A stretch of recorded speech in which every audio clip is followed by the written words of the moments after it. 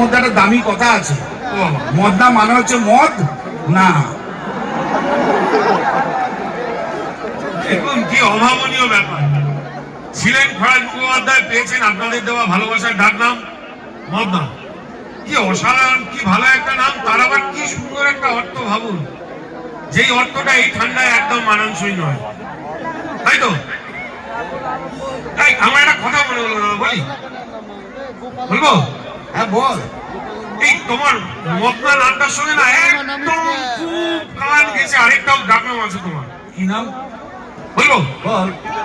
ঠিক তো? আরে হ্যাঁ বল না। দেখো, তোমার আরেকটা ডাক নাম হচ্ছে মদন। ডাকে না সবাই মদনা? হ্যাঁ ডাকে, মদন বলে ডাকে। এর আবার একটা খুব গভীর অর্থ আছে। কি সেটা? থাক, সেটা বলবো। এই দেখো আবার ডাক।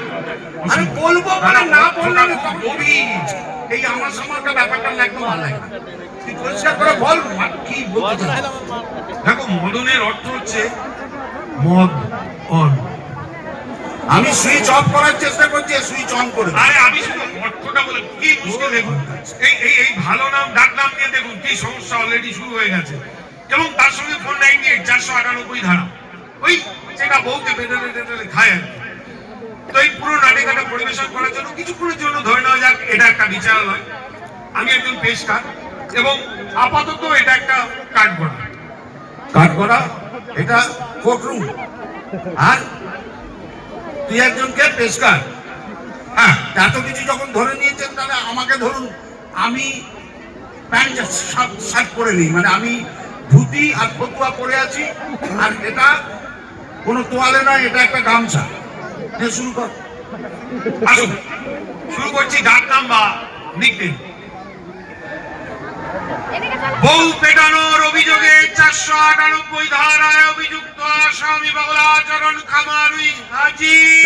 বাবা দাঁড়িয়ে দাঁড়িয়ে মাজা ধরে গেল। হাজির হাজির হাজির বলেন হাজির। আপনার নাম?